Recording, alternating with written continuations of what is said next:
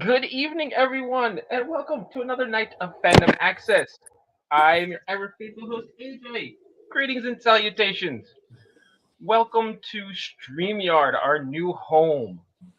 And Jamie and Karen are already here, except Karen looks muted. we Um, we are learning. I'm here. Hi. and Hi, everybody. Karen can unmute Hey herself. guys. So, our new platform. You ready for insanity to ensue?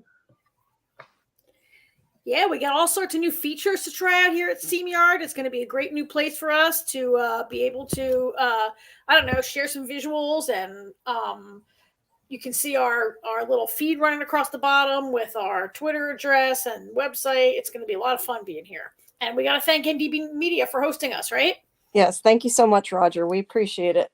I thank all of you. And I'm going to be here for a little bit today just to make sure everything's going on. I do want to ask if my fellow co hosts are able to see in the upper left hand corner the live. It says how long we've been live and the number of viewers. And you already have a like. Do you guys see that up there? Yay! So Are the three viewers us? Everybody likes us. no. Oh, no. You Okay, actually great. have 3 viewers. Okay, great. I We'll just have recommend you don't say that on air.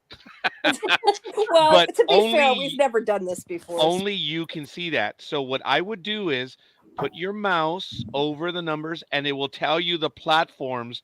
So I want to welcome the Twitter viewers on Sci-Fi Vision, the NDB Media YouTube viewers, and the NDB Media Facebook viewers. Want to thank you for joining us. And we already have a like from Elizabeth Olivia Cooper. Thank you, Elizabeth. And look, you see, you already have 2 people watching on your Twitter feed. So this is what I would ask before I monopolize. Everyone who's watching, why don't you drop a comment? Let us know who you are and where you hail from. It'd be nice to know. So that's it. I mean, look at the numbers. They're going up, guys. This is a live audience. We Don't really wanna are make you talking nervous. to ourselves. Yeah. Yes. All right. Cool. All right. Well, shall we jump into it? I was gonna say, get crack-a-lacking. You guys do your Who. You guys do Yep. your Doctor Who, right? Yes. Sorry, I was trying to add Facebook. I didn't realize that there was a Facebook as well. Next week we'll have it live on Facebook as well. I did Twitter and YouTube, but oh well, that's good for now.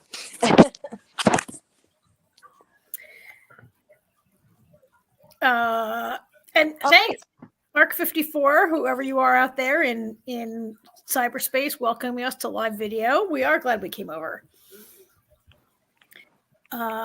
So want to jump in? We have not been on the air since the Doctor Who Christmas special, right, Jamie? So that's right up.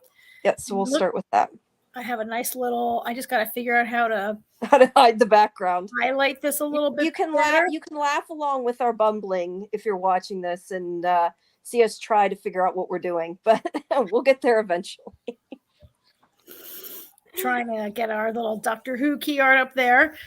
So it was our first Christmas special with Ncuti Gatwa, the new 15th Doctor. 15, right? Yeah, 15. I had to think about it. Yeah, 15. Yeah. I caught it a couple days late. I caught it on maybe the 27th, I think. Yeah, I watched it on Christmas. You know me. I'm not going to wait, even if it's on Christmas. Oh my God, Jamie, you would walk up away from the Christmas dinner table if Doctor Who. Yep, if I had to, yes, I would. But no, we all sat down actually and watched it when it was on. But I really like Ncuti. I think it was fun. It was different. I'm glad that we had a Christmas special. Although, to be honest, I would prefer it to be a New Year's special. I like it better when it doesn't come in the middle of Christmas. But it was still fun. I liked it. I had that what do I call it, the Goblin song stuck in my head for a while because they released it early. I don't know if you knew that, but they had actually released like that performance sort of when they're going down into the Goblin ship. They had released online, so I had already kind of had it stuck in my head. Oh, that's cool. But yeah, I mean, it was good. I liked it. I'm not sure. I was trying to think. Like, I guess it probably really so far doesn't really tie into anything else that we've seen like recently. You know, the storylines, a new storyline, and everything. But I seem to like where they're going with it. I like Ruby. I'm curious about, I know a lot of people are talking about like who dropped off the baby and was it actually her from the future or whatever. I don't know. That's, yet to be seen. But yeah, it was pretty good. And it looked good, of course. We've been talking about, obviously Disney adding their money has made a difference. I think you could see, that it looked a lot better. Oh yeah, for sure, it looked good. So I also really enjoy Shudigawa as the Doctor. I think he's giving really different, a really different vibe, a really different sort of personality than we've seen in previous Doctors. He's very. We saw him dancing in the club, and he's very sort of. He's giving a very young energy, I think, and a fun energy, and he's like really, I think, enjoying being the Doctor. At least in this one episode, we've had some other Doctors who are really carrying the weight of the universe on their shoulders, either guilt over causing time wars or wiping out entire species or whatever. We got the Doctor. This Doctor seems less burdened by his past. For now, right? It's not that won't come back. I also really enjoyed Ruby. I found her really likable. And I guess I sometimes appreciate a straightforward introduction of the companion. Like, we had that complicated introduction of Clara or of some other companions sometimes. I love Amy Pond, but that, like, the girl who waited was a complicated intro also. And Ruby, like, she's just there. He just bumps into her, right? Like, but I liked it. I like her. Yeah, I enjoyed it. I think there are a couple mysteries. So who dropped off the, Ruby and the Doctor have this. Yeah, Arcus. I'm seeing if I can do this. Arcs54 is asking, who do we think Ruby is? I think there's a good possibility it could be a future version of Ruby. I think there's also a possibility that it could be maybe somebody that we know from the show that they don't want us to know who it is yet. Like somebody from the past of the show, maybe tying it in. Or it could be absolutely nobody important. There's always that possibility. Yeah, it was really interesting that the Doctor chooses not to pursue the mother or the woman who drops her off. Oh, Michael River Song. Yeah, Michael. Yeah, that was kind of one of my other thought when I was saying about somebody we know. That could be a possibility. I feel like there was a spoiler or something. They made it sound like maybe she was coming, but I don't even remember if that's in my mind. I may have made that up. I feel like I read that somewhere, but I don't even remember. But that would be cool. I'd love to see her again. And would that make Ruby a child of the Doctor and part time, like three-quarters Time Lord, right? Like River's half Time Lord. Ruby, and the Doctor's a little Time Lord. That's kind of interesting. I hadn't thought too much about. Yeah, and I just want to mention now that that Arc, I'm putting the comments up as we get them, and I know this background. I apologize. It's like really busy because I'm trying to figure out how to hide the rest of us in the background, so it's just the Doctor. But the whole thing with Carol Flood, the woman who makes the comment about the TARDIS, I had actually read. That looks better. I believe this was on. I want to say Facebook. I think I read it. Somebody had said something that made sense of like that Carol, like I guess her name's Carol Flood. I didn't realize that. They must have looked up the credits. But like Carol could be song and like Flood's like river, so that it actually could mean maybe it's river. Like it would, or it has something to do with river. I shouldn't say that she's river, but that something to do with rivers going on. So I don't know. I think that's interesting and an interesting parallel because it made me think back to like when we had the whole thing with like Melody Pond and that there's no river or there was no pond in that land or whatever. And that's how she ended up river. Yeah. So it definitely made me think of that when I had started reading those comments. Like Mrs. Flood could be the woman who left her there, her real mother. Except she's really old. She'd have to, Mrs. Flood, Ruby's turning 19. Mrs. Flood is like 70. So she'd have to like have been 50 when she dropped Ruby off.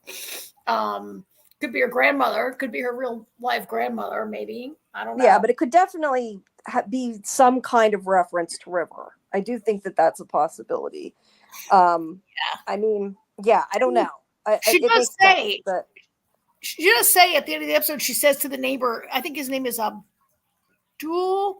She says, "What? You've never seen a TARDIS before?" Like this lady, the next door neighbor, she's in on the. Although I gotta say, throughout the Christmas specials, like Unit and the Doctor are no longer like hiding and trying to pretend like, Doctor Who used to be like, oh, all this like alien invasion would happen, and then they would cover it up with a news break saying there was an earthquake or something, right? They seem to really not be concealing their existence anymore. So I mean, she says open. Not only does she know what a TARDIS is, but she says to this like totally naive guy, "Oh, have you ever seen a TARDIS before?" Like, I mean, is that just for the audience, kind of like a kind of tongue in cheek thing? Does it have meaning? I mean, it could kind of go, I think, either way, honestly.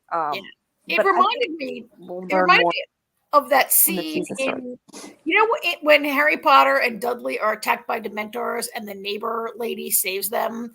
And she's like, "Oh, Dementors and little wind," and Harry Potter is like blown away that Dumbledore has stashed this woman next door to watch over him, and it reminded me a little bit of that scene where there's a neighbor who's in the know.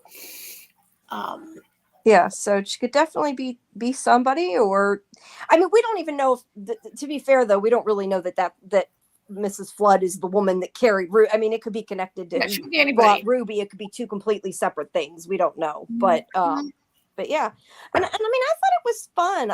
I liked how they did the whole thing with. I think one of my favorite parts was the whole thing with like the ladder and him using the gloves and stuff, and almost like in a way reversing the polarity. I know that's not what he did, but technically, like reversing the gravity.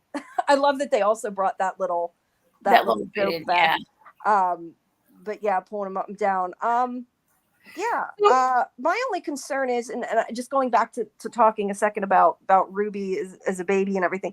My only question is if it could possibly be an older Ruby bringing herself, would that cause a problem with, the paradoxical thing? I mean, Doctor Who has kind of gone multiple ways on that. They've sort of broken their own rules before, so I don't know that necessarily could not be, because we have I remember there was an episode with Rose where like there was this whole thing like you can't meet yourself, but we've obviously had that happen before, so I don't know that I don't know. I mean, that does lend itself to being River. Mm-hmm. So I just have like two things I wanted to mention. I mentioned to you when I texted earlier today, Jamie, that I did not love the song and dance number. The like kind of musical aspect where the goblins are like singing this little song about how we're going to eat this baby.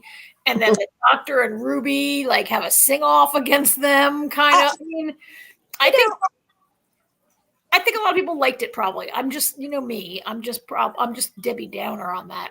I liked it. It was silly. I think if it wasn't the Christmas special, some of the stuff I would have thought was too silly, but it was like a Christmas special. It was lighthearted. So I thought it was funny, and I could, I was okay with it. I don't know if I would have been like during the regular season. I might have been more the way you feel, but I liked the goblins though. I thought they were cute. Like, I don't think we've really had anything that's like that kind of creature. I was trying to think like if we had like a creature like that really before. I mean, usually it's like aliens or something. It was just I don't know, something different. But like I said, it was Christmas, so I was okay with that. But I also liked, I was just going to say, I also liked the whole thing where they did where when Ruby was taken out of the picture, how like everybody's lives changed. So it's showing like what a positive influence she is on everybody. Because I think that's, what a lot of the show is about, the Doctor changing people's lives, the companion changing people's lives. So yeah, that was, to me, I thought that was cute. I like that they did that.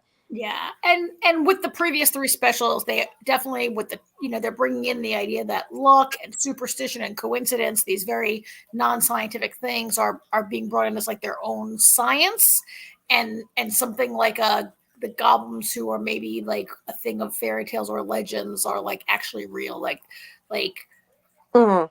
And that's what I'm saying. I think for this episode it worked. Like, do I want to see a whole series about fantasy things like that? Maybe not, but like I said, it's a Christmas special. It was lighthearted, so I don't think you had to take the episode too seriously, but overall I really liked it. I like Shooty. I like the new companion.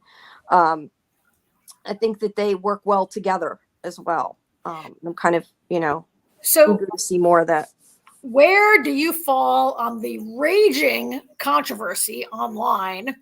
The sonic screwdriver is not. Oh my God, I do not like screwdriver. it. I do not like it. I do not like it. Look, I love that they changed things up in Doctor Who, especially this season. They've been changing a lot of things. We know that. But to me, it's not a screwdriver.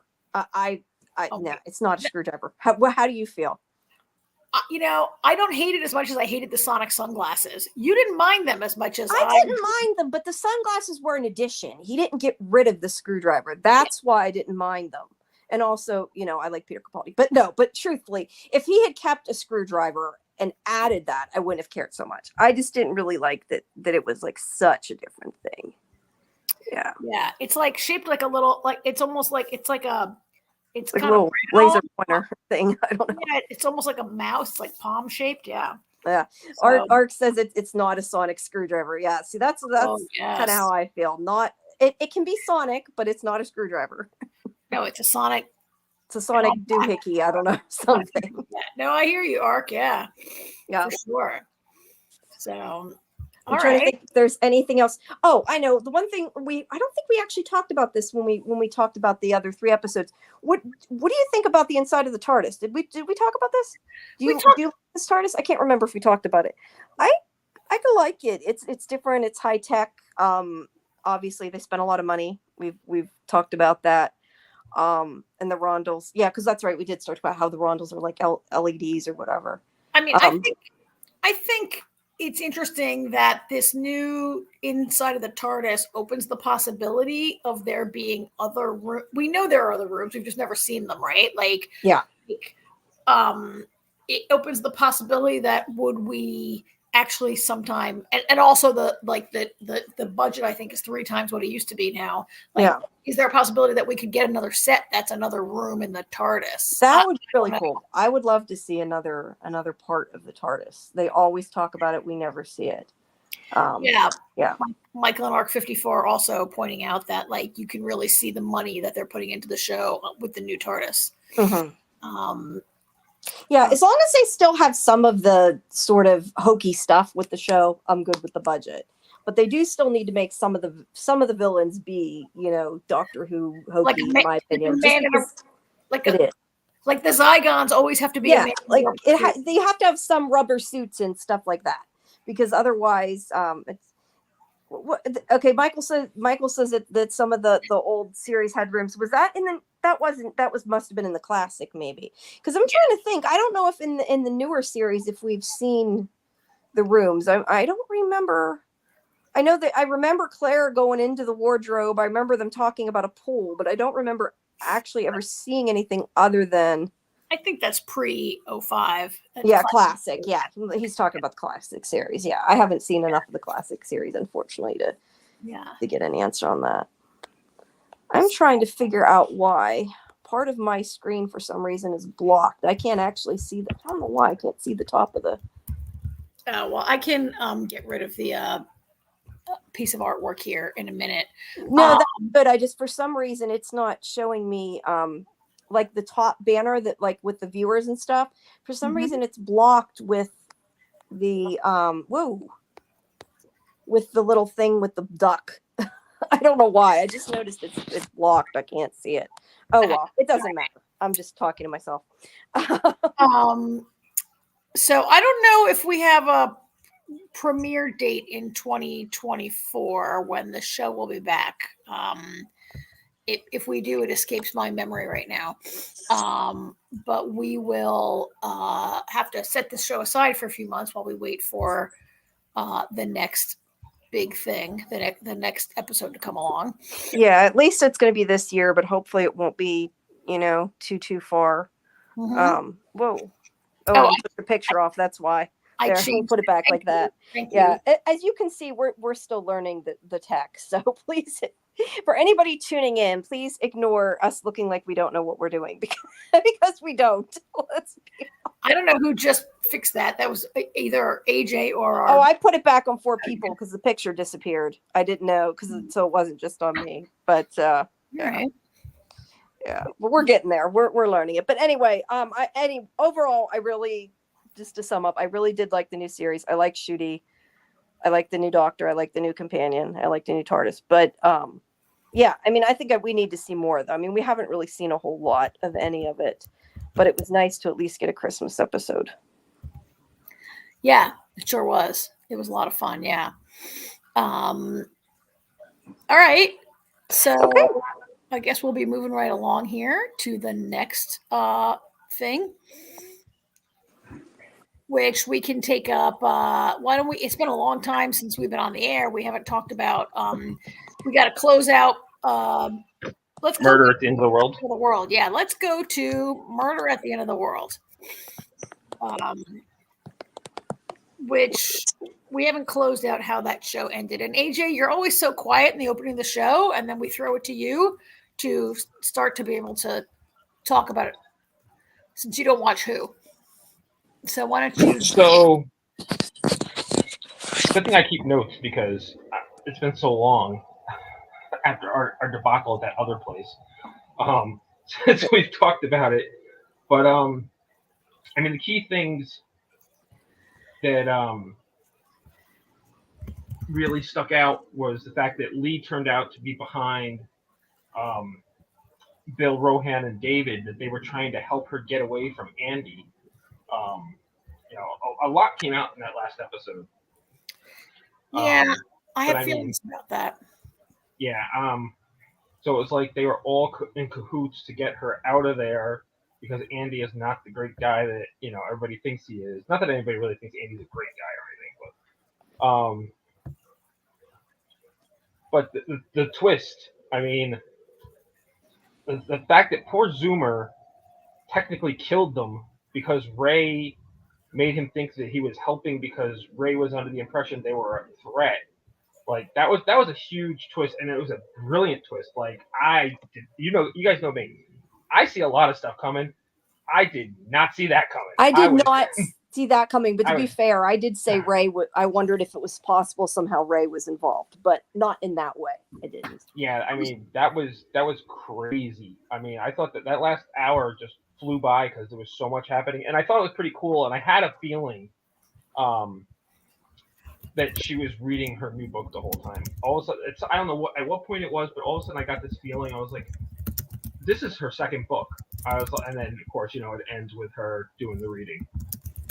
Mm-hmm. Yeah. So. Guys, I'm going to switch to the other device really quick. So it's probably going to double for a second. So just ignore me for like 2 seconds while I try to do this. So Karen, what were your thoughts that I get the feeling there was something you didn't like? Well, I just felt that it got wrapped up really quickly. Like there's this major twist in the last episode, which look, we like to see a major twists near the end are good, right? But like the whole Zoomer and Ray thing really, I mean, I guess a few breadcrumbs were there, but not enough that really almost anybody could have seen that coming, right? It just it's a brutal twist with Zoomer having like basically been manipulated into killing his own father, right? But it's so much comes out about Lee and Andy, is that his name? Yeah. So much comes out about Lee and Andy in that last episode. I mean, we did also at the end get the end of the backstory about Bill and Darby and their pursuit of the serial killer. And, you know, as AJ brought up and we discussed, it turned out that the serial killer shot himself in the end, right? But the way that it impacts Bill and how Bill is like it brings him to like Darby's so exhilarated and excited after that and wants to immediately, you know, I've been watching Elementary and it's the way Sherlock reacts, like a case is solved, jump immediately to the next case. And Bill's like, I am so PTSD. Like, can we not talk about murder for like at least one day? Yeah, she gets way too into it. She's obviously, you know, gets obsessed with everything going on in an unhealthy way. The one thing I wanted to ask you guys about that I kind of wanted to talk a bit about is Andy. Do you think? I mean, I don't want to say was he responsible? Yes, but I don't think, in my opinion, I don't really feel he was quote unquote guilty, because it makes me think of something like Minority Report. Like, just because you say you want somebody to die, or you think that you know of somebody dying because you're pissed at them, it doesn't make you a murderer. I mean, he was obviously caused it, but like, I don't think he was really. Does that make sense what I'm saying? Like, he was maybe to blame, but not necessarily guilty. I get what you're trying to say. At least that's how So I felt. all right. So I understand what you're trying to say. Um, he's not guilty in that sense, but he's complicit because his ego is what let Ray do that. The way he constructed Ray, um, you Right, know, but it wasn't like intentional. Ray is very literal, and Andy did not put safeguards in place That is true. for that. All he had to do was write a code to tell Ray never to harm any human being in any way, shape, or form. Okay, That's all he had to do. Isaac Asimov, right there. Robots cannot harm people. First rule, right? But well, Ray's not a robot. Ray is an AI. Well, yeah, And- but you know what I mean. Similar, so classic science fiction there that Andy should have read and known about. Yes, exactly. I mean Yeah. that's what makes this, you know, ultimately, I mean, this is a great kind of psychological thriller and a murder mystery, and in the end, it's a cautionary tale about artificial intelligence. Andy, he is complicit. He also is guilty of, like, you know, there's a point where Darby says, "Wait a minute, you used your, like, security system as your therapist," basically, right?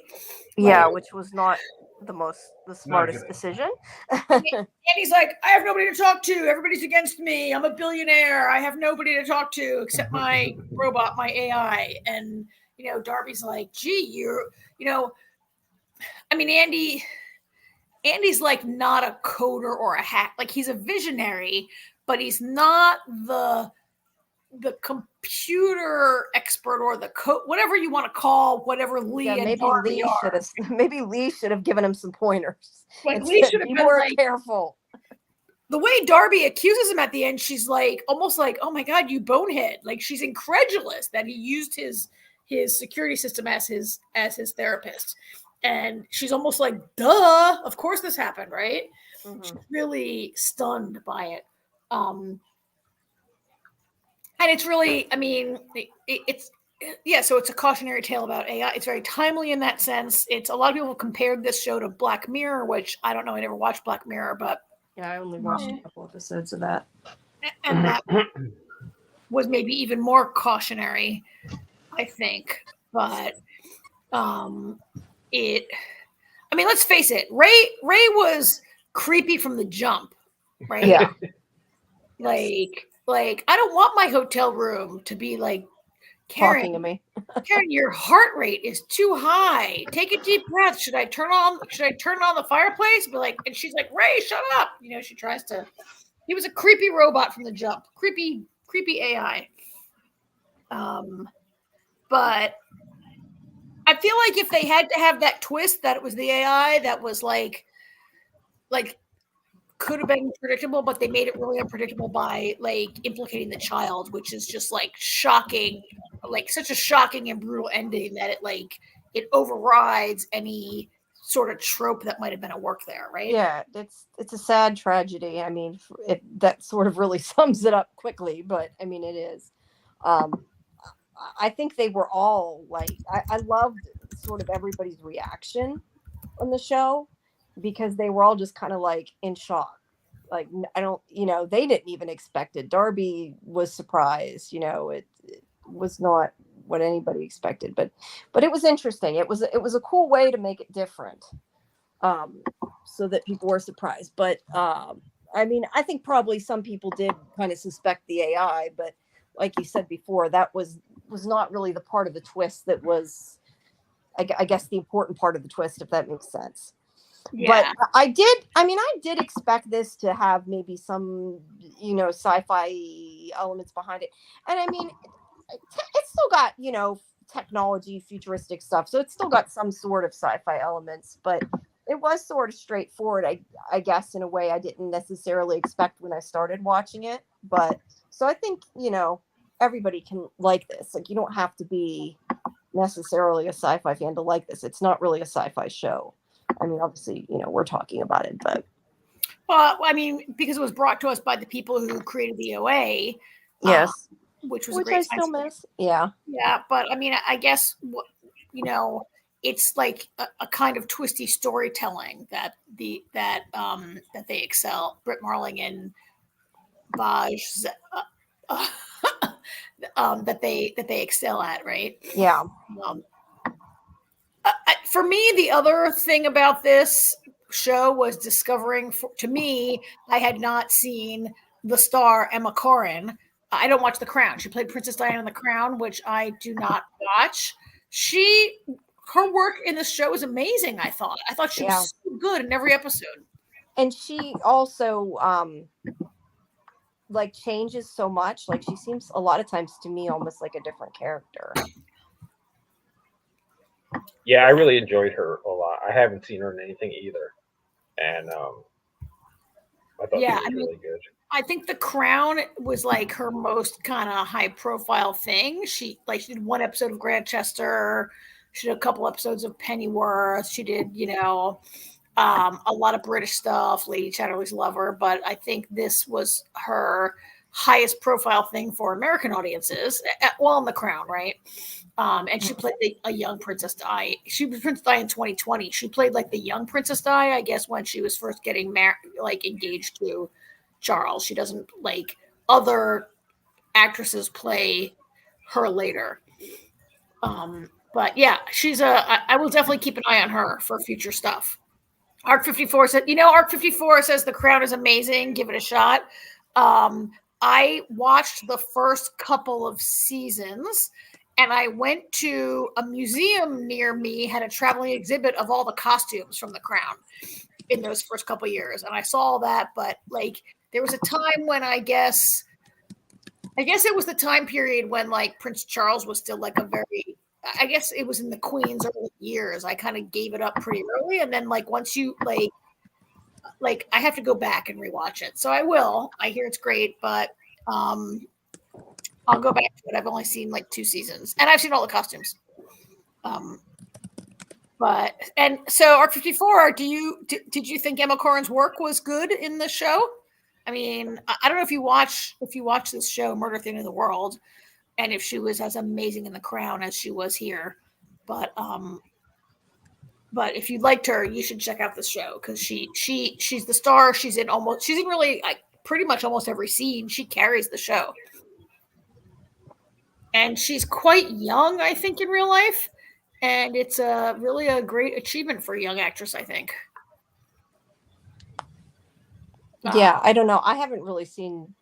I've been going to watch it, and I never have gotten around to it, so I can't really comment on that. Oh yeah, she was born in '95, so she's not yet 30. Oh God, that makes me feel young old. actress. Yeah. Oh. So, alrighty. Anything All right, else so before we move along, you guys? I think we're good. Yeah, I think. Okay. Let's move on to Quantum Leap. Shorter show, I think, today. Oh, look, I got that one pretty good, right? Old. We're all old, Arc. Look what a good job I did with Yeah, see, that fits good. That's awesome. That fits well. Thank you to NBC for having great stuff on their press site. Yeah. Nicely in our thing there. So this is going way back. This episode was the Egypt episode, which feels like, well, it was literally last year. Yeah, but I was going to say, when we have a show next time, we'll have a little bit more relevant shows. Everything we're kind of backed up on because of the holidays. And, we hope everybody had a good holiday too. I don't think we even mentioned, holidays, but we hope y'all had a good Christmas, New Year's, whatever it is you celebrate. We hope you had a good holidays. But yeah, this was the Egypt episode. And this was a good episode, and it had some like big kind of reveals or turning points for the show. This aired, so December 13th. We've not been on the air, I guess, since then. Yeah. And this episode was called Nomads, and it was about is that correct? Am I right about that? Yeah, it's the one Sounds that's right. it's Yes, the one that's yes. This was Nomads because the woman was Nomad. yeah. Her like code name was Nomad. Who's was from Alphas. I don't know if you guys recognized her, but the I one who played did, but the Nomad. one that really got me excited that I recognized was Lou Diamond Phillips. He Yeah, that was awesome too. captain. Yeah, Right? he's always great. Yeah. Always liked Lou Diamond Phillips. Yeah, he's cool. So, you guys like this one? Yeah, I did. And also for people, I don't know if people know this, but for people who don't know, we have mentioned it before, but this was actually filmed in Egypt. It wasn't on a soundstage. They took the production to Egypt, which is pretty cool. I feel like I was kind of surprised that we didn't get to, because they did that. I thought we'd see maybe a little bit more of Egypt, like a little bit more of the exterior, but it still looked really cool. But yeah, we also have Eliza back in this one too.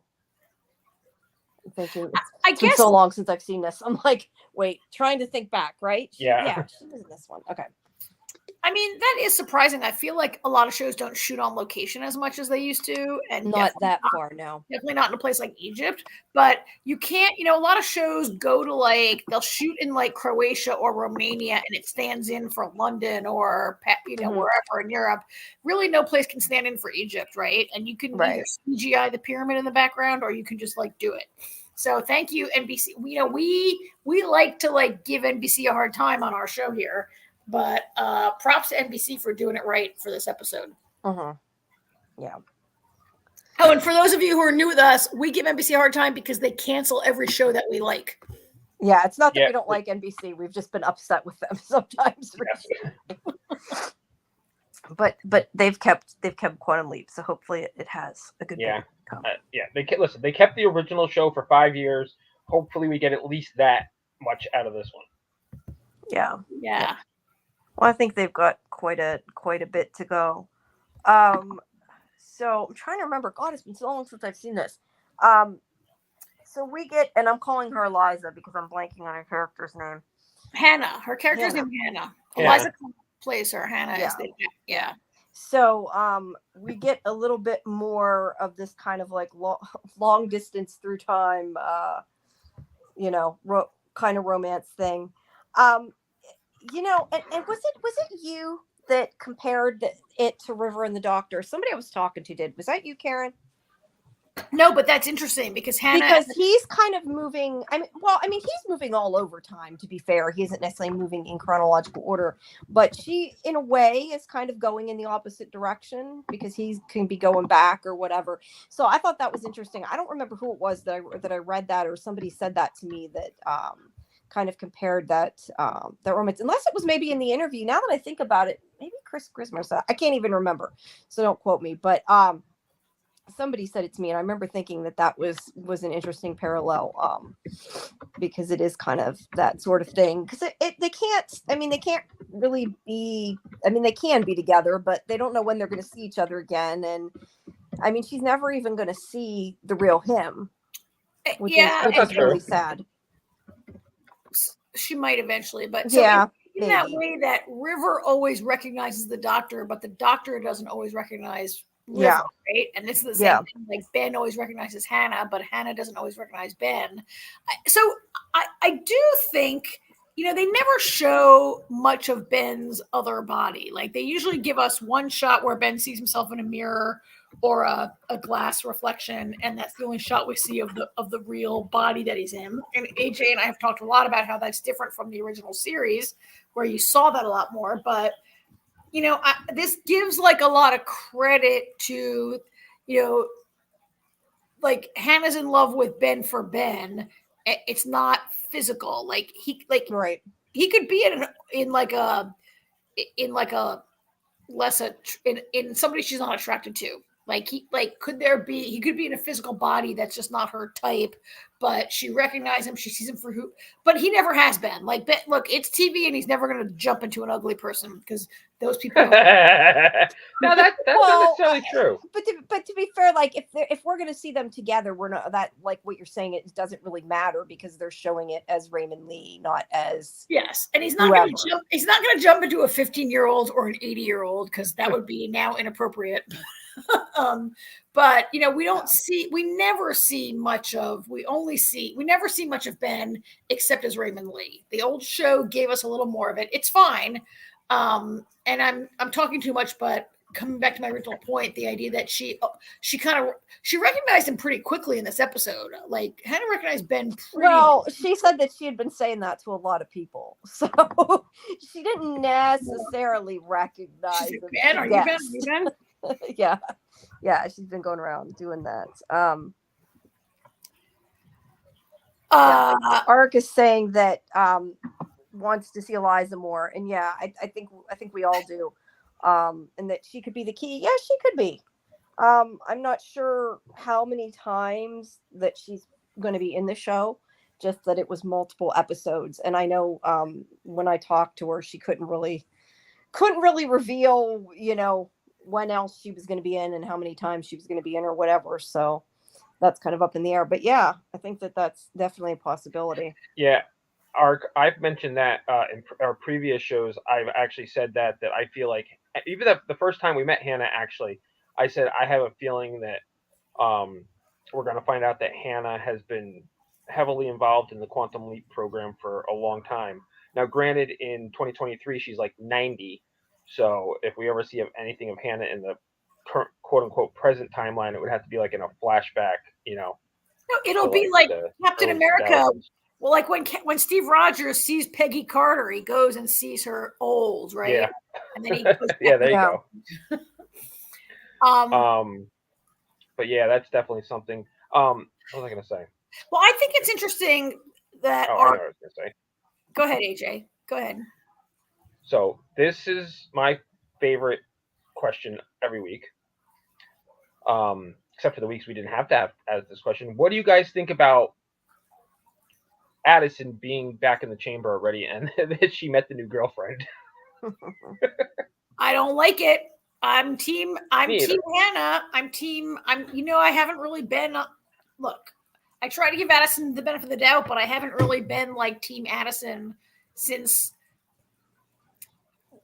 the show really has been from Ben's point of view, and it felt to us that Addison moved on quickly because it felt to Ben that way, because it was like 2 days for Ben, and she's like, guess what? I'm engaged, right? And we all don't trust Tom. No, we don't. But I feel like the one thing is that Ark saying, are they the only ones suspicious of Tom? No, we're suspicious of Tom as well. The only thing I got to question is I almost feel like with these episodes, like I would almost be okay right now if the Addison thing was over, their romance. Like I before wouldn't have said that, but I don't mind the Hannah thing. But I'm pretty sure they have plans to, keep that, triangle or whatever, quadrangle, whatever it is now, going. I don't know. So I'm assuming at some point something is going to happen, whether it's she breaks up with Tom or maybe we find out he is, bad, or we don't know. But do you guys find that love quadrangle compelling? I don't know what you call it. Do you find there's interesting tension there? No. There's a lot less now, I feel like. I agree. Because Addison's kind of off with Tom and he's with Hannah, and neither of them seem too upset about it now. I feel like Hannah's a better fit for him.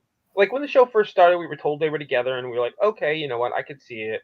I liked them. The one thing I complained about endlessly was that he couldn't do a lot of things that Sam used to do because he's attached to her, and I always felt like it was hindering his missions. So the fact that when they broke up, I was like, whatever. But seeing him and Hannah together, like she's on the same level as him. Like, yeah, Addison works for Quantum Leap and she understands a lot of it, but Hannah gets the science. Hannah's his type of nerd. Hannah is his type of nerd. That's kind of interesting. I think you're kind of right there. He like Ben has this like okay, I'm going back to my, I watch Seinfeld all the time. Ben's a cockeyed optimist. He's very like he always sees the best in people. He always wants to do the right thing. And Hannah's this person that's like, oh, it'll work out. Yes, we'll be together. She's got this very. And I'm not saying that Addison's a downer or anything like that, but she's got a little bit of a. I mean, she's got that ex-military thing in her that's just a little bit more. She's a little bit more analytical. Not that Ben's not analytical. He's a quantum scientist, quantum physicist, right? But Addison's personality is a little bit different. I can see how they. I can see how you say they're a better fit. I didn't love the bit. Sorry, it's my work computer. I didn't love the bit that we saw. I think it was the last episode where it was brought up something like, the collide. What they call it? Not the collider. The machine.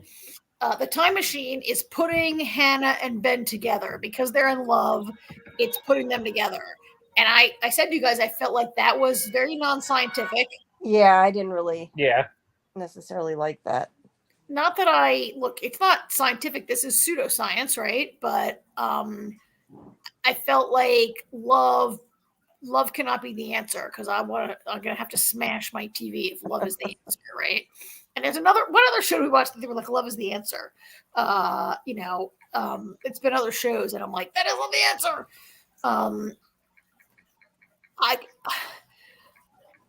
I'm thinking about Arc 54's comment that she thinks that Hannah, they, Arc 54, they think that that Hannah will be the key to not only getting Ben home, but getting Sam home as well. And then at the end of last week's episode, Tom walks in and says, I think we have a way to bring Ben home. I have this little tiny, like broken up piece of file of hard drive or whatever from ARPA, whatever, some government thing that I think we have a way. And it just seemed like, I don't know. I don't believe Tom is that tuned in that he would get away before any of the quantum. Any of the other ones, yeah. Before Ziggy, before Ian, before Jen, before any of them. And the idea that he was going to propose this week and then Addison finds the ring and then he doesn't propose. And then he's like, I'm going to bring Ben back. Like, I guess I don't trust. He's the most secure man in the world, and he's not at all jealous or worried that Addison is back in the hologram with her ex-fiance. And he's like, I don't really buy that. Maybe a man in the real world could be supportive and great like that, but not on TV. No man can be like that, right? Yeah. Fair. Yeah. Okay. You know what though? I mean, it's almost. I almost hope he's not because you jumped on that immediately. Immediately, you're like, yeah, he's up to something. So I almost hope it's not to make not to say you're wrong, but because the fact that you jumped on it so quickly, it just kind of takes away from. You know what I mean? It's too obvious. It's too obvious. It's going to be not him. He's going to actually be a good guy. Yeah, could be the case. So that should be back. That was the midwinter finale, and I believe Jamie, you might know more because you've interviewed it. And by the way, for people who are listening, you have interviews with the actors posted on sci-fivision.com, right? Yeah, make sure that you guys stop by if you haven't and check out some of those interviews with both producers and with the main cast. I don't know if they actually posted a date. I don't remember seeing a date. That doesn't mean there isn't one. I think I read that they were pretty well into production, unlike other shows. Yeah, they were further into production when the during strike. because they Right. had already gotten a lot of it done. I was trying to see when it says, if I can find it quickly. But they should be up soon. Majority They of the shows already, are back in January. That's not really. they were already shooting the Yes. back half. As far as before I know, they've already started shooting them, so it should not be that long. Yeah. I can probably find that out and see later if I can We'll get Google. any answer on that. But yeah.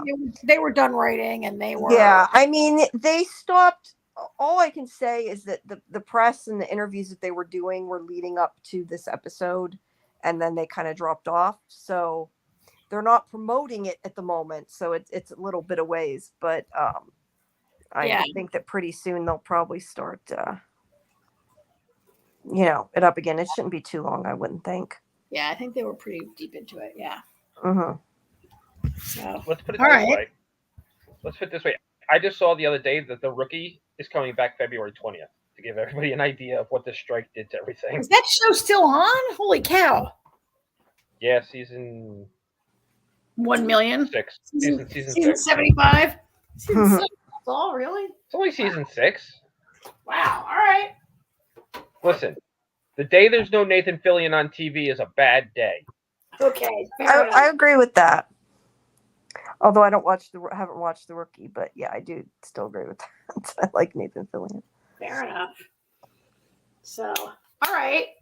So this brings us to our last show of the night, right? I don't know. Do you guys have what do we have? I mean, I did not get to see the end of What If. I didn't make it through to the end. We have What If and Oh, we I have forgot. Monarch. Monarch. I forgot about What If. I actually forgot about What If. Yeah. Well, you watched it, right? I watched most of the first episode, or like half of the first episode. I don't know. It wasn't quite done when the podcast started. I did not get to finish it, but we can talk about it. I mean, I don't care. Okay. And I did see part of it, so I get the gist of it. I just didn't see the end of what happened. I watched it, but I didn't grab any key art from it. So we're just gonna have That's our okay. avatars up here while we talk. That is fine. So the first episode was the Nebula episode, right? Where it's what if Nebula joined the Nova Corps? Yeah. Yeah, and she was investigating what's his face's death. I'm so bad. Not Yondu's death. Yondu. Yeah. So I continue to be pleasantly surprised at the number of marquee actors that they managed to get to do voice work in this. Now they didn't get like Glenn Close was Nova Prime in the movie, right? And so they didn't get her because, I'm sorry, but no way is Glenn Close signing a contract that just to do Marvel Universe baloney, right? But they do have I watched the first 4 episodes. AJ, you've watched about 9. And I watched the last 2 tonight, actually. Okay. But just like last season, they get a lot of marquee, Chris Hemsworth does several episodes. Tessa Thompson. So they can't they can't get Robert Downey Jr. They can't get Chris Evans. Either of the Chris's. And Scarlett Johansson. Chris Pratt doesn't do it either. But a lot of the actors do it, and it's nice. Benedict Cumberbatch has done it. Yeah. And Karen Gillan, and Jamie, you and I watched Karen Gillan so much on Doctor Who as Amy Pond. And she's so different as Nebula, as Nebula, but I really feel the voice work in this really allows me to hear Karen Gillan and hear what I hear her differently and appreciate what she's doing with that voice. I'm like, God, I mean, that's Nebula for sure. I've seen her in now God knows how many movies, but it's so different from Amy Pond, right? Yeah.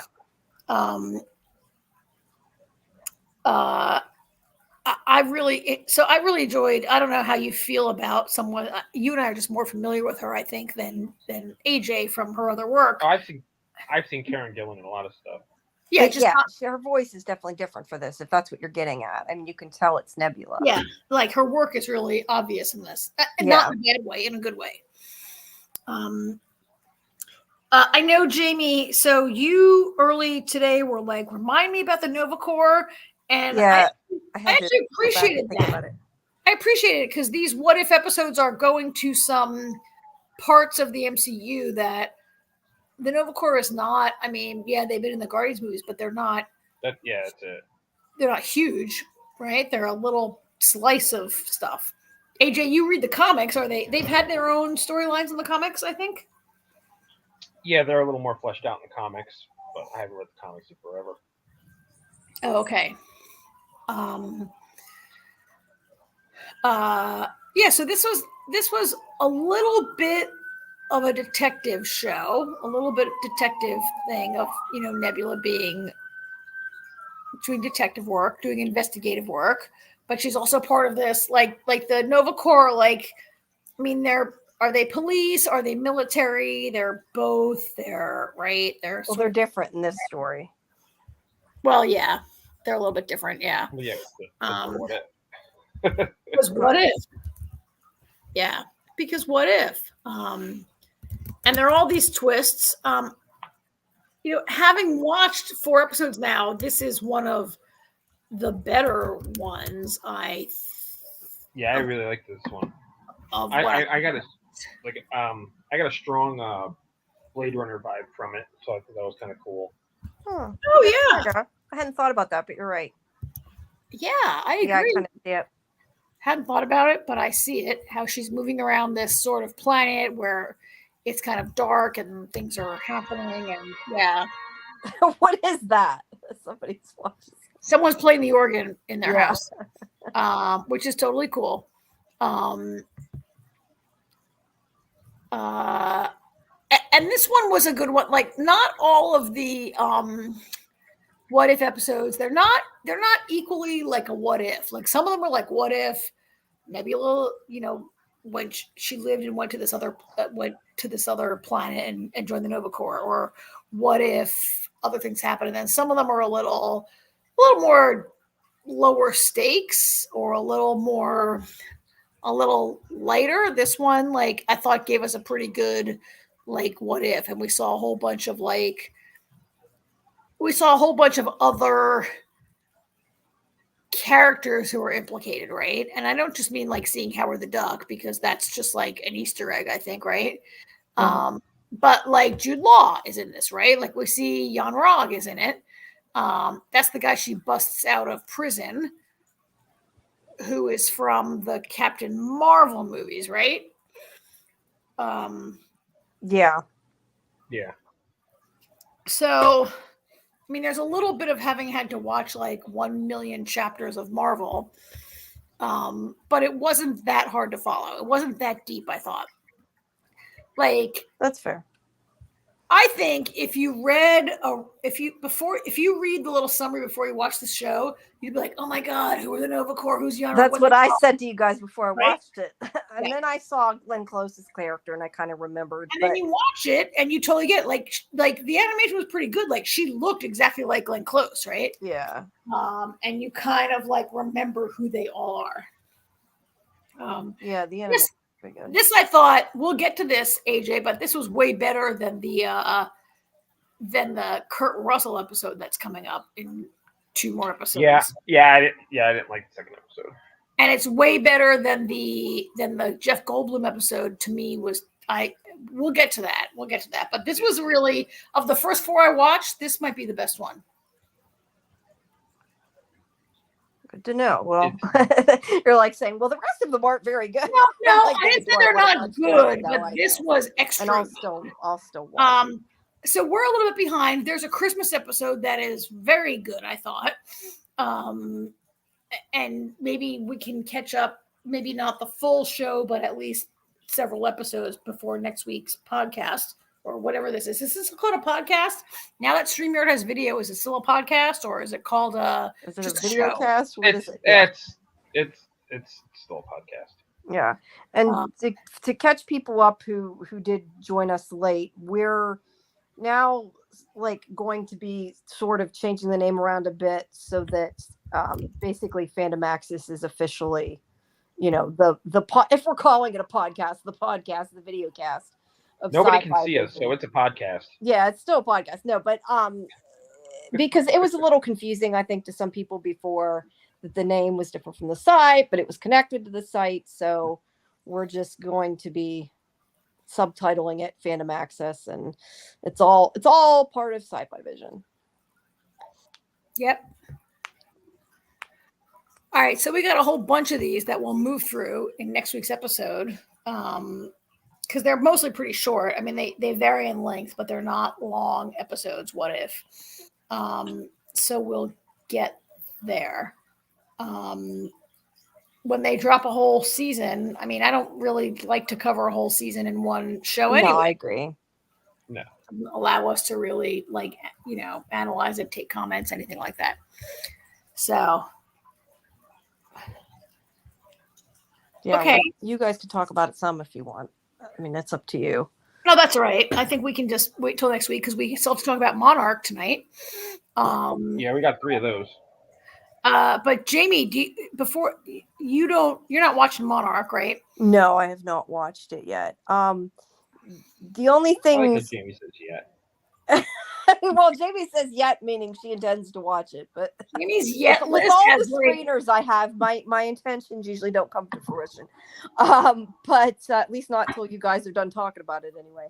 The only other things that I have that are coming up that I can say I've seen, which I know the one you guys don't watch now is La Brea, which is coming back on the 9th.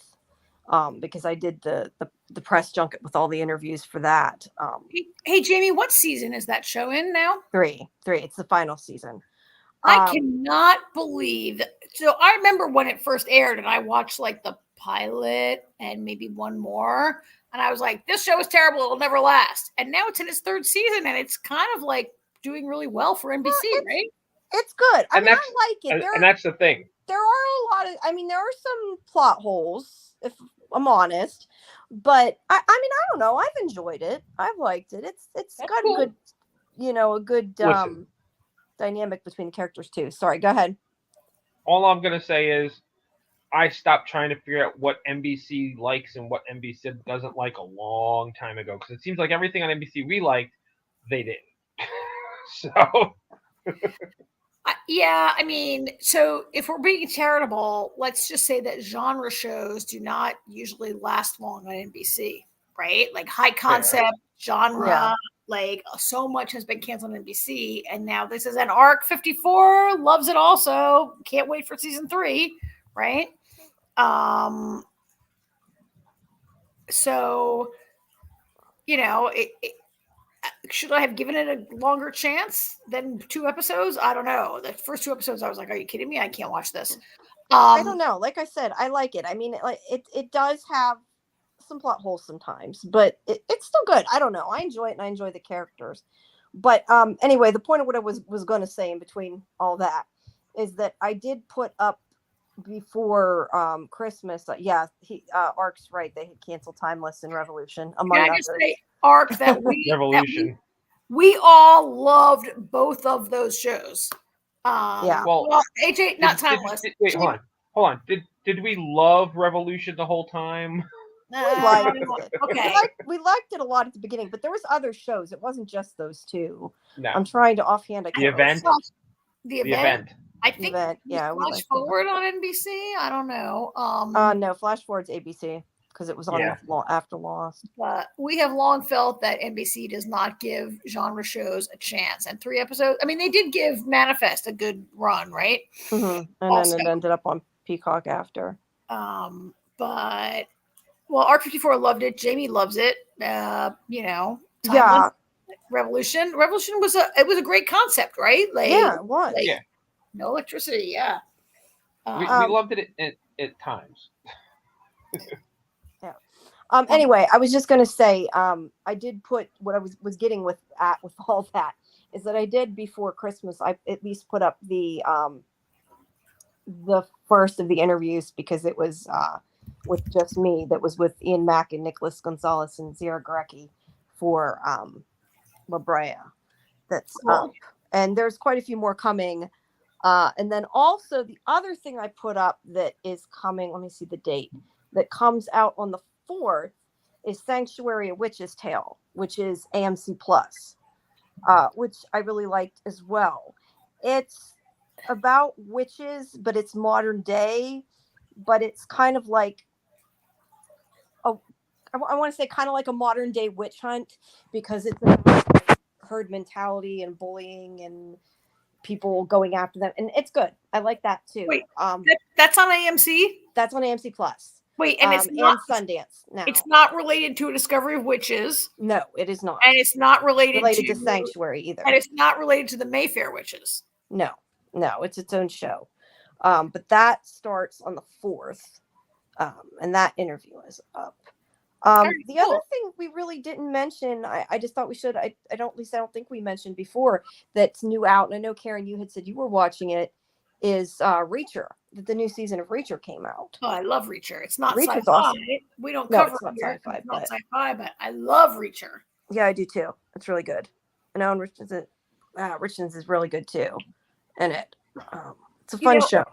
A friend of mine, I told her to start watching Reacher. So she goes to season 1. She watches that first episode. And in the very beginning of season 1, where Reacher gets sent to prison, to jail, and a bunch of guys are like maybe going to attack Reacher. And my friend became very uncomfortable with the idea of someone being jumped in prison. I think she thought she was watching Oz. And she was like, and she turned it off. And I was like, oh no, girl, that is not the show you're watching. You have to turn it back on and watch what happens when guys try to jump Reacher. You're not watching Oz. And then she turns back on. She's like, oh my God. And now she's like, she watched it in like 3 days. She watched everything. Reacher's really fun. Yeah, it is. Yeah. Reacher rules. It's really a good show. I love that guy. Nothing against Tom Cruise for what he did in the feature film, but Alan's awesome.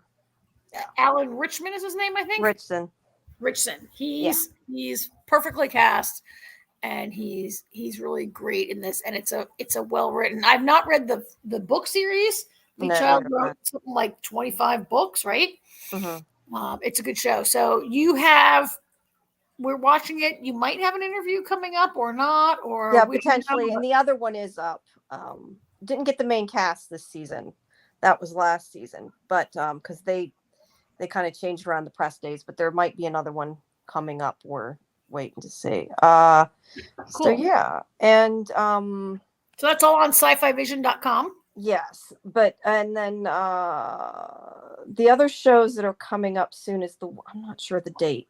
I need to be better organized and have the dates of these listed. The other thing that's coming back, which I don't think you guys watched, I can't remember, but the Hallmark show The Way Home, which is also time travel-y. It's like or sci-fi-ish, because it's time travel. It premieres on January 21st. That press day is coming up. I don't know yet if I've gotten, but I covered it last season, so probably.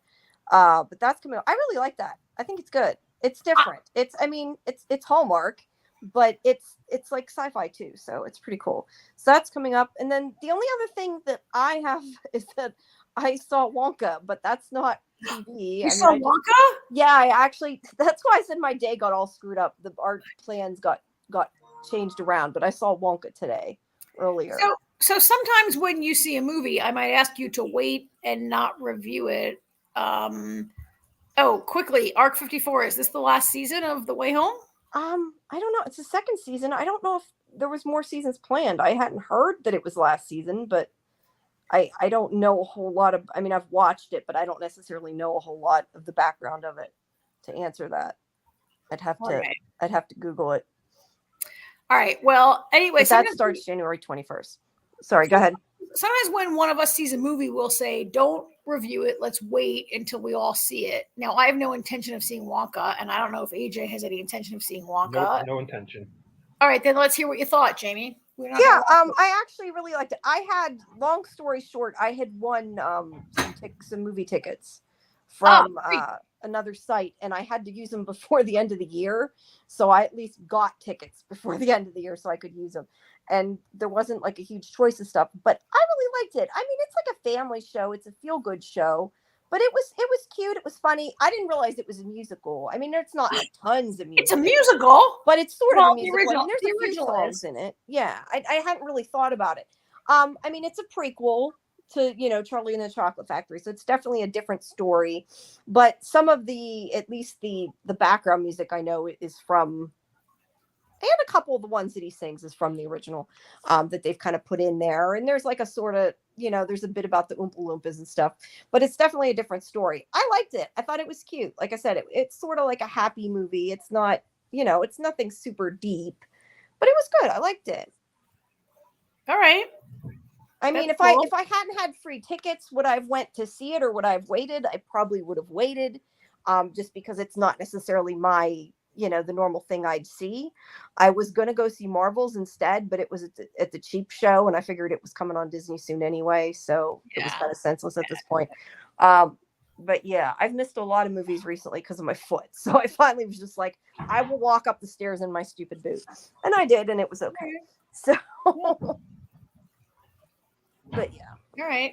Good. Glad to hear it. It's not on my list. That's a thing that if it came on cable, I'd watch. Yeah, but if it comes on TV, it's definitely worth watching. I mean, I enjoyed it. I thought it was good, and the music's good. And Timothy whatever his name is, Chalamet, he was really good in it. I'm pretty devoted to Gene Wilder and that version and that slightly darker version of Willy Wonka that you see in that movie. Mm-hmm. Yeah, this is definitely a lighter-hearted one. That did make me want to ask the one thing before I forget. They had a preview of Madam Web, so I wanted to ask AJ, is that like alternate universe? Because at least in the promo, it looks like an evil. It looks like an evil Spider-Man. I don't know that it is, but that's what it looked like to me. AJ's like, oh no. Oh my god. AJ's in pain. Listen to him. It is Sony's. I don't know why they keep doing this. Listen, Sony needs to stick to working with Marvel on movies. If they have their own ideas, they should stop. Because we all saw what happened with Morbius. Okay. Oh, terrible. Morbius became a meme overnight. I feel like Madam Web isn't going to be any like they're taking. I mean, Morbius is a fairly well-known character, so I understood why they wanted to do with a Morbius movie. I don't know what they're doing with Madam Web. And if the rumor that has been around for a while about the script for Venom 3 is even remotely true, oh my god. I don't know who Madam Web is. Looks good. And there you go. I mean, it looked okay. And there you go. Madam Web is to the comic world, people know who Madam Web is.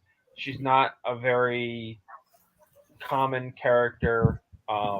Is she like an alternate female Spider-Man? Yeah, that was my question. No, she's not. No, okay. No, she's not an alternate female Spider-Man. No.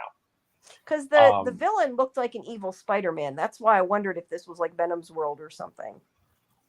I don't know what world this is. It's going to end up. Let's put it this way: it's gonna if the rumors are true, it's going to end up in Venom's world. Okay. Ugh. Well, the movie looked like it would be good. I mean, whether it's related to the right, they've got a good story of the comics is neither here nor there. But they've got a good cast. Looked good. And, I mean, I didn't like the Venom movies either, so I feel like Sony needs to stop.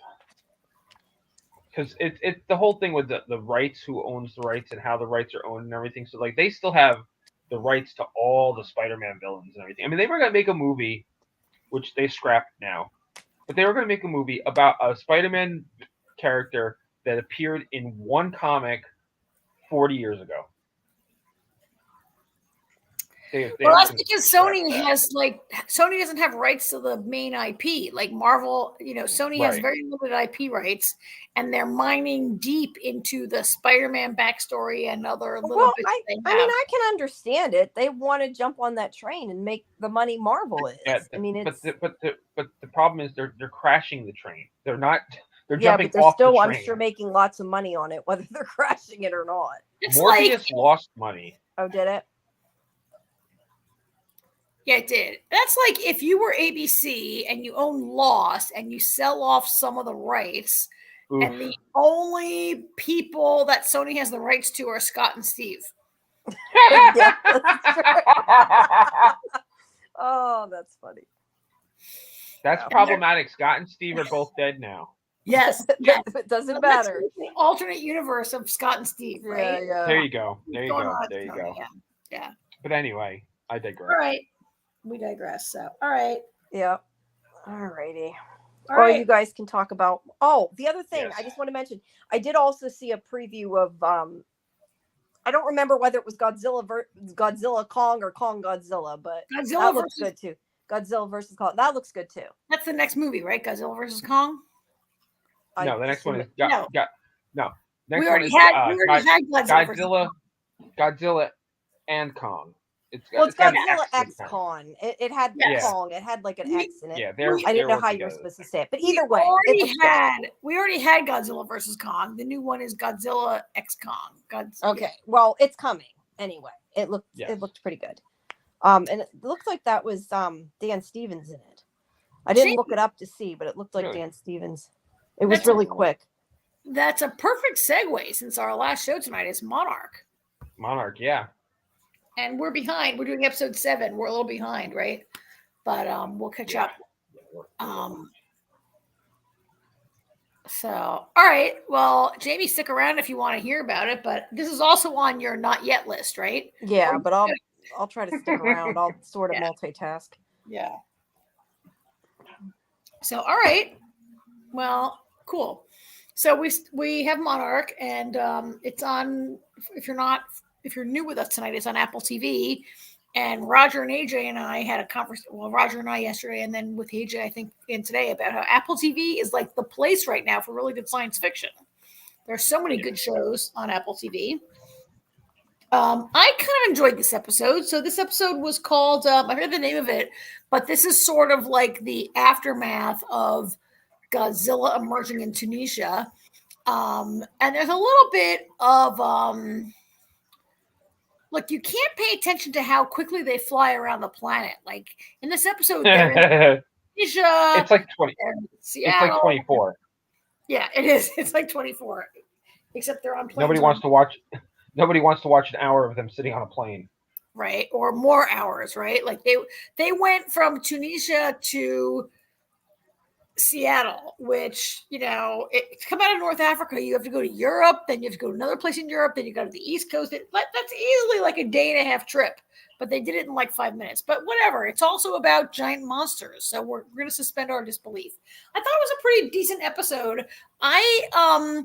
You know, AJ, you and I both prefer the 1950s storyline, I think, to the modern storyline sometimes. And this is another episode with no 1950s. I was surprised at how much I didn't hate May's backstory. Like, you know, Kentaro's backstory, I was like, oh my God, he's a tortured painter. He has daddy issues. Shut up. Move on. I completely agree. Yeah, did you find it's actually funny. When the episode first started, Artie was like, oh, now we got a May's backstory. And I was like, I don't mind the backstories. I was like, I'm actually kind of curious because May actually has some intrigue to her. You know, like we know there's some shit going on that we don't know about her yet.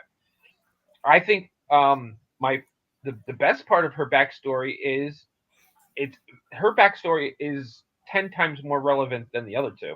Right. Like Kentaro, Kentaro's just like a tortured painter with daddy issues. Yeah. And then Kate, at least she was at G-Day and lost her girlfriend, but she's apparently more tortured about being a cheater and like she's got some PTSD that's a little bit better. But yeah, May's story is like really relevant to a point where it almost is too much to a point. But yeah. May's boss, who is played by Dominique Tippett, who from The Expanse, she played Naomi. It was so great to see her. It was funny too because like I'm looking at her and I'm like, wow, she looks really familiar. And then all of a sudden there was a certain angle and I was like, that's who that is. And Artie's like, who is it? And I'm like, you don't recognize her? And I was like, look at her. And he's like, I can't get it. I was like, it's Naomi. And he just stares at me. I was like, from The Expanse. And he's like, oh. No, AJ, I had the same thing because I'm looking at her. I'm like, who is she? Who is she? And for me, it was her voice that gave it away at one point. I'm like, it was just certain angle at one point. Well, I mean, she had more hair and she had makeup on. I don't think she ever wore any makeup on The Expanse. No, she had So. more hair, she had makeup, and she had a much more she wore like a outer space mechanic jumpsuit for like 5 seasons. Yeah. Yeah. It was But great to see. the She's fantastic. reason her character is so important though is she runs AET, which by the end of the episode merges with Apex, which is the company that created Mechazilla. Yep, from Godzilla versus Kong, right? Kong. Yep. Yeah. I don't know. Did you find that really interesting, or did you find it to be a lot of? I don't know. So, I would like to see May's storyline have more than just that, right? Like, so it builds up to that, and it turns out it's like a bit of an Easter egg if you've seen that previous movie, or presumably they'll be in the next movie, maybe, right? Like, I don't know. Like, they're setting it up also for future movies in this MonsterVerse. But I want, I don't know. I'd like May to be, her backstory to be more than just like setting up. Like, it's a setup for a past movie. That's not cool, right? I want to be a setup for more. Technically, it's a setup for a future movie. Yeah. Yes, the movie came in the past. The movie came before technically, but it's for the future events. No, but I mean, there will be another movie where maybe Apex has I don't know. Well, that's true. Yeah, that's possible. Right? Like to set her up for a movie that is in the future, but we all watch in the past, and not everybody has to watch. You have to watch those movies to watch the show. That's one thing that's good about Monarch. Like, I feel like Monarch is so the Marvel Cinematic Universe gets more and more complicated, and sometimes you really need to have seen at least 1 or 2 previous movies to understand what's going on in a show or movie. And I feel like Monarch is doing a pretty decent job of, like, you don't have to have watched all of it. It helps to have watched it, but you don't have to, right? Yeah.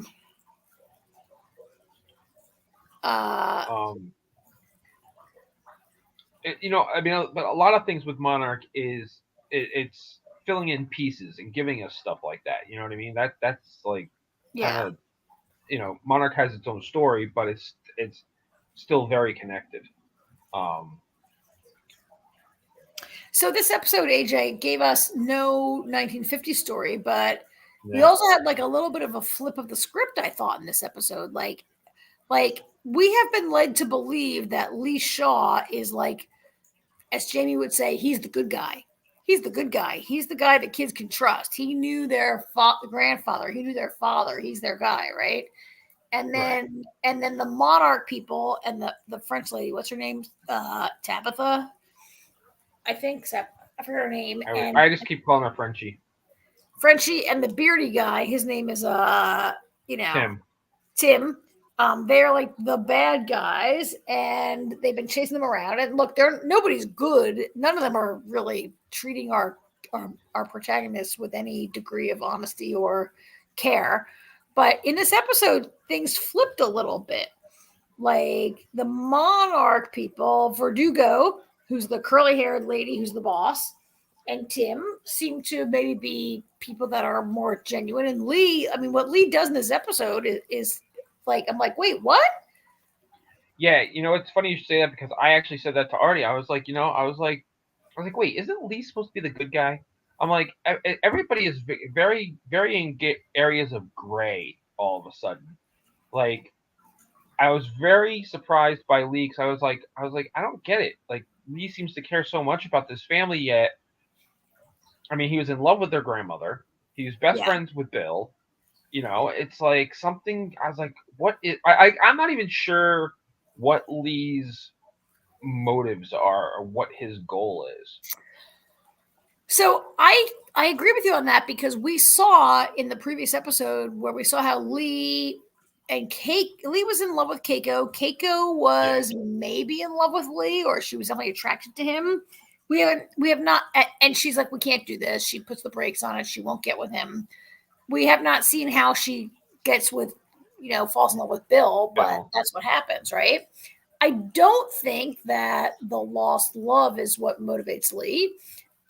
We have also seen that Keiko was killed by a bunch of like kaiju cockroach babies or whatever they were, right? That ate her. And so he might have turned against Monarch because of that. But it also doesn't explain why he would undertake what he did in this episode. He goes to the Monarch base. He goes back to, he's another one who can fly around the world in 5 minutes. He gets to Alaska. Yeah. He gets all these explosive, and he's going to blow up that, they call it the rift, but it's that hole that heat monster fell in, right? And he's going to blow it up and kill the heat monster. I felt like he should know better. I felt like I've seen 100 monster movies, and there's no way that what you're doing right now will do anything. You cannot stop Godzilla or anybody else, right? Like, I thought it was and then, they drop the bombs, they create the vortex, it sucks the heat in, and the giant heat-sucking bug-looking monster, whatever his name is, I don't know, he maybe is killed. I think that's. I thought Bill Randa should know better. Not Bill Randa. I thought Lee Shaw should know better. And everything I saw. What do you think about that? I rambled a little bit, but you get what I mean? Yeah, no, I know exactly what you mean, because that's what I'm saying. Like, I'm very confused by what his, like, part of me thinks, okay, is he trying to close off Hollow Earth? Is he trying to get to Hollow Earth? Like, right? I think he's trying to close it. That's what I think too. I think he's trying to close it. I don't think he can close it. I think it's a bad idea. It's funny, actually, because we know he can't. Oh, yeah. In future movies, yes. But it's, yeah, I mean, how many episodes? What's left? This was 7, 8. So there's, this was 9? This was 7. We're behind. This was 7. We have 4. No, I know. That's what I'm saying. What 3 episodes do we? I don't even know what 3 episodes we're at. We're going to be 11 episodes. We've watched 7. 8 11? Already. I thought there was only 10. There's 11. 8 already aired, but we're behind. We're not talking about that tonight.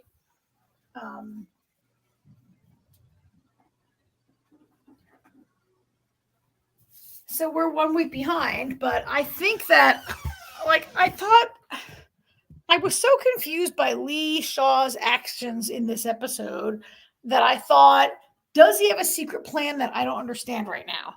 Like, I'm like, well, you're trying to blow up this rift and you think you're going to close off the Hollow Earth, and are you going to, I just don't, how could you have been on Monarch before it really was Monarch and be so,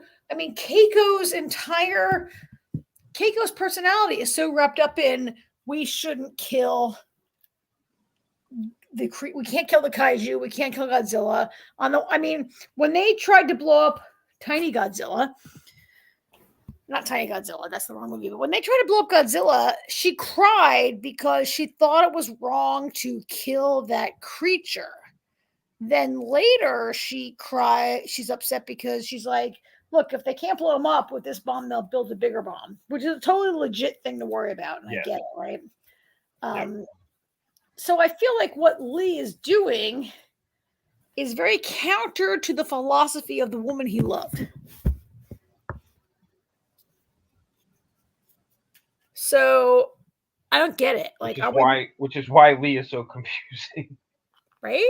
Have we just not yet seen a flashback that's going to reveal to us why he acts like this? Or very well could be. Look, I'm not very well could be. I'm not complaining about flipping the script on a good guy becoming the bad guy, so to speak, right? Like, that's great. I enjoy that part of the story. That keeps us on our toes and keeps the tension going, but it just was hard to make any sense of today. This week. Well, I think that's what it is. I don't think we've seen that flashback yet that explains. We might get it. We had no flashbacks. Oh, I'm sure we will. Yeah. I'm sure we will. Yeah. Well. All right. So next week we're behind. So maybe next week we'll cover 2 episodes if we can and get ourselves caught up. We'll do 2 episodes. Okay. All right. Good. I think that brings us to the end tonight, huh? Yes. So I think that our first show on StreamYard, I think we did pretty damn well. We were so worried. Well, yeah. Yeah, we need to learn how to do the graphics a bit better. I'm not sure. There's got to be a way to Oh, disappear. Jamie's back. Yeah, I'm still here. I stayed.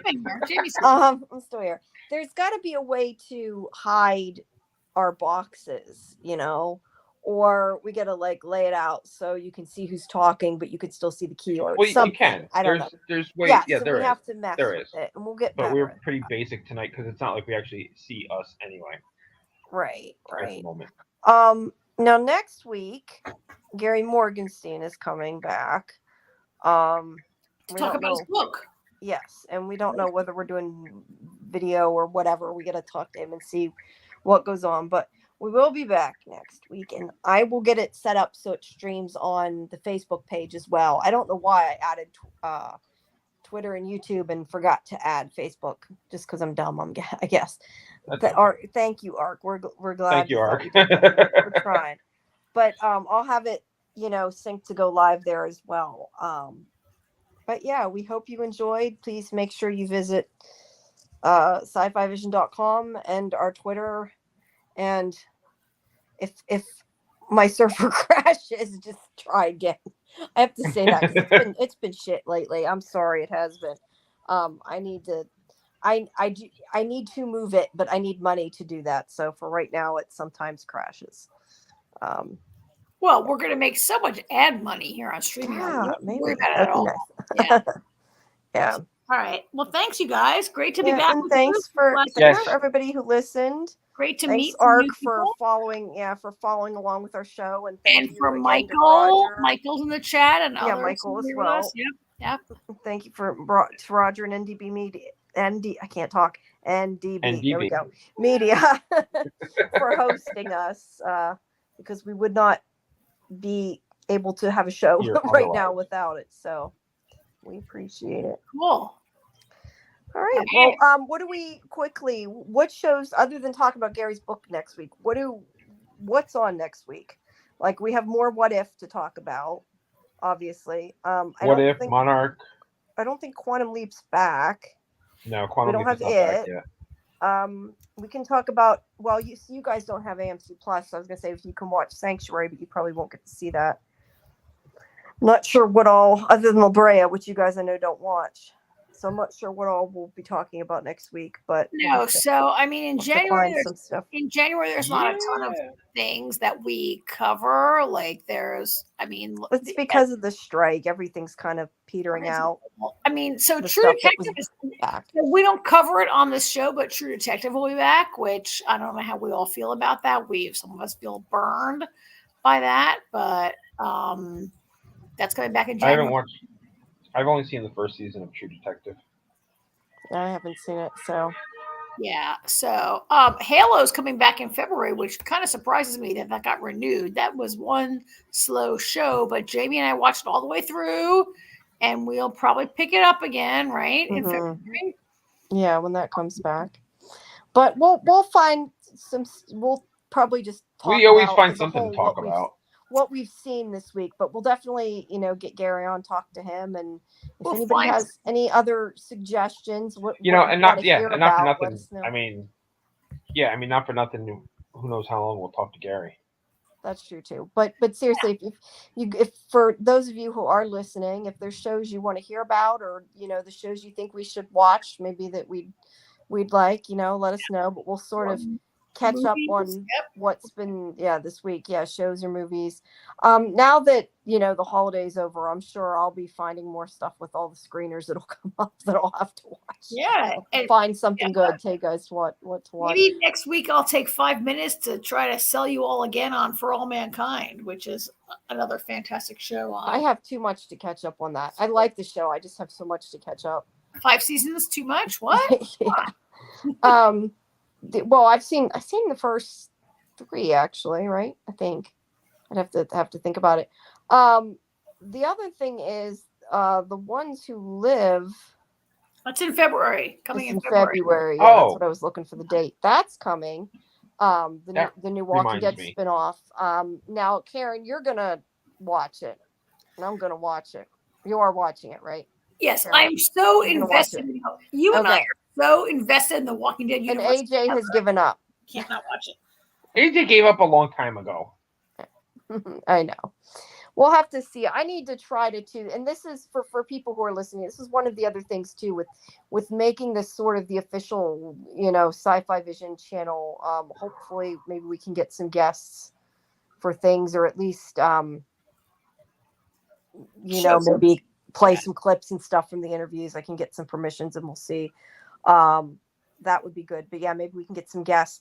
And that's the other thing too. Make sure you guys, if you're watching this on, Twitter or on StreamYard rather than YouTube, make sure you head over to our YouTube, because there's tons of, I've been going crazy with all the Zoom interviews for everything. So there's tons of interviews with, the shows that we talk about with the actors and the producers and everything. So make sure that you head over to there, and it's just, YouTube / Sci-Fi Vision. So if you haven't checked that out, make sure you do. And yeah, I don't really have other things in stone yet for interview wise. That's why I haven't really, outright said anything. That's all right. That's coming, but there So- should be stuff coming, and the show's coming out, and I'm sure I can pretty much say positive, almost 100% sure there will be stuff for the ones who live. Interviews coming up. They're not usually on YouTube, just because AMC doesn't do video, but that will be covered for sure. And Ark's a hardcore Walking Dead fanatic. Well, that's good. Make sure you listen to our show once we start talking about. I don't know. Arc. We can be a little critical sometimes. We should say that ahead of time. We are negative. can be sometimes critical about the show. Karen's a little bit more critical than I am. But but yeah, we still watch it. We welcome a debate with Yes. Because we haven't been on the air in a minute, I was going to mention this to you guys the one night. Have either of you watched Leave the World Behind on Netflix with No. Julia Roberts and Ethan No. Oh, Hawke? I wanted to. It's been getting, I have not seen it. it's funny. I've been talking to people. It's been getting mixed reviews. I liked it a lot. Other people didn't like the ending so much. It's based on a novel, but Sam Esmail wrote and directed it. Yeah.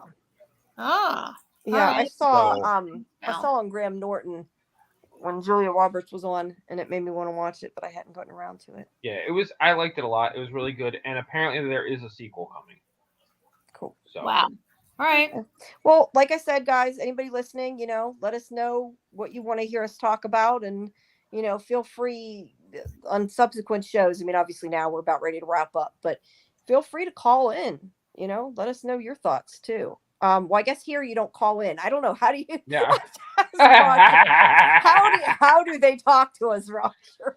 As a matter of fact, the guest code that you would be providing guests, you could provide it to them, and then they could show up in the green room, as I mentioned, and you can bring them on. So you may invite people to join live. So all you have to do is invite them by using the StreamYard code under invite and posting it as a comment, and let everyone know.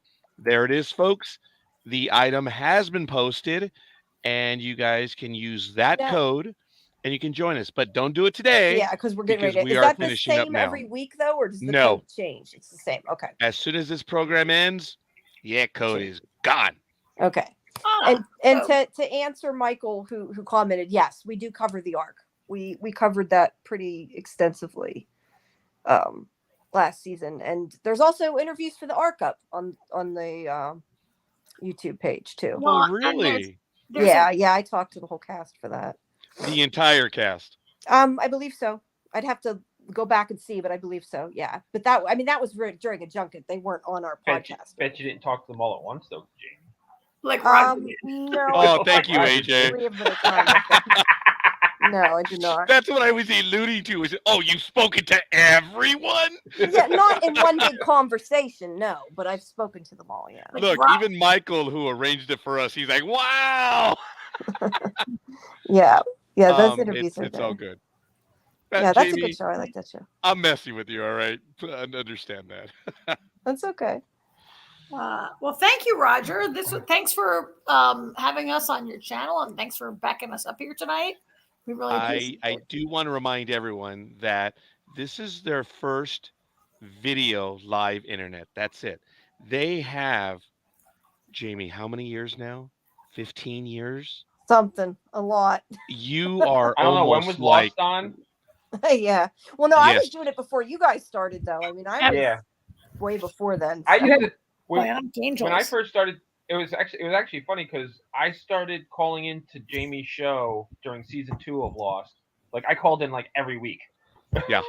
and the next thing and then Karen started calling in, and then the next thing I know, the three of us have a show. Yeah, we just Yes. go Hey, that's how it happens. It's happened with us. And for those that know and don't know, I've said on other channels that what was so cool Yeah, almost 20 years was ago. almost when they had their program for Lost, we were doing one, and it was friendly competition. I know Yeah, that we were watching what they were doing, and I'd like to believe they were watching what we were doing because we were trading off guests. There were 3 solid years that we were in competition, which was fun. And look, what are we now? We're compatriots in this, which is really We neat. had a merger. We had a merger. Yeah. Look, Yeah, all we I can merged. say is that I am thrilled to be associated with all of you. Folks, if you've enjoyed this they just got on the bike. All right. They're going to be doing a lot of other stuff, and they have a lot of stuff. I thank them for making the move over to video. And I know you can't see me right now, but I'm holding up my pocketbook. Feels a little heavier now Good. because we're not going to be paying Blog Talk Radio, but I'm only kidding about that. So, guys, check it out. Head on over to their website. You see it down at the bottom, sci-fivision.com. Head on over to twitter.com/sci-fi vision. It's there. And I'm not kidding. They have, oh my God, they have so much on their website. And head on over to blogtalkradio.com so you can listen to all the stuff they've done before. So I thank them for making the move. It's a lot easier. I think they're going to find it fun over here. We'll see.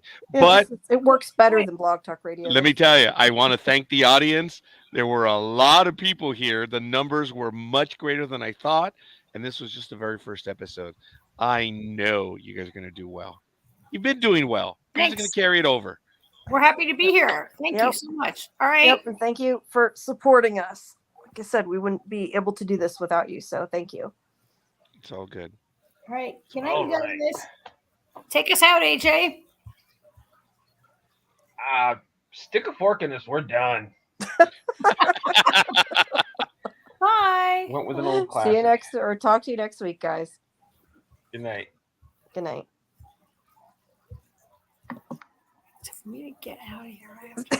And everybody hears us figure out how we're I'm ending. trying to Just- leave. I thought exit studio. leave the Yeah, studio. somebody has to And end it, stream though. at the very top. Yeah, and Oh, stream. AJ, you're the producer. Click end stream. AJ's gone. Bye, guys. I'll hit it. Bye bye. Bye.